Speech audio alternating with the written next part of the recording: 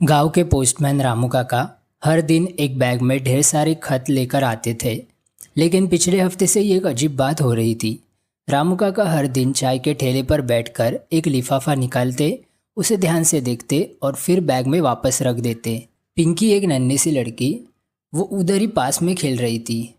वो ये सब देखती थी और एक दिन अपनी जिज्ञासा रोक नहीं पाई। एक दिन वो रामू काका के पास गई और उसने पूछा, काका, ये लिफाफा आप हर रोज़ देखते हो, लेकिन इसे किसी को देते क्यों नहीं? रामू काका की आंखें भर आई। उन्होंने धीरे से कहा, बेटा, ये मेरे बेटे का खत है। उसने लिखा है कि वह जल्दी लौटेगा। मैं रोज़ सोचता हूँ शायद आज वो दिन आ जाएगा, लेकिन ये खत 5 साल पुराना है। पिंकी थोड़ी देर चुप रही और उसने मुस्कुराते हुए कहा, काका, कल से मैं आपका खत लाने आऊँगी और जब तक आपका बेटा नहीं लौटता मैं आपकी चाय के पैसे भरूंगी। रामू काका मुस्कुरा दिए, लेकिन उस दिन के बाद ठेले पर बैठने वाला एक बूढ़ा आदमी अकेला नहीं था।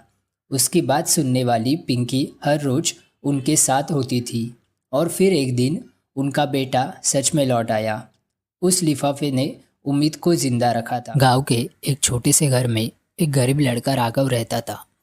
उसकी माँ ने उसे एक पुराना कांच का खिलौना दिया था। माँ ने कहा, राघव, ये खिलौना बहुत खास है, इसे संभाल कर रखना, क्योंकि ये तुम्हारे दादाजी की आखिरी निशानी है।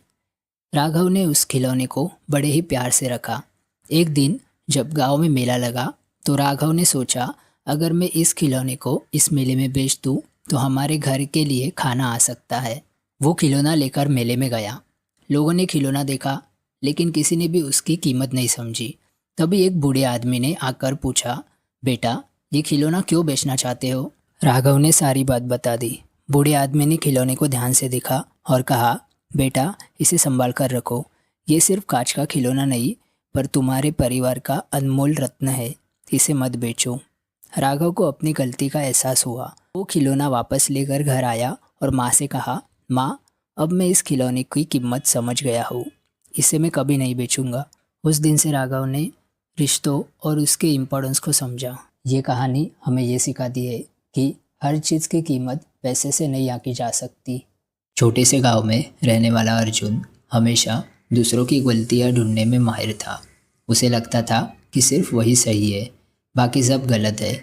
एक दिन उसके गुरु ने उसे एक शीशा दिया और कहा, इसमें अपना प्रतिबिंब देखो और जो कमी तुम्हें दिखाई दे उसे सुधारो।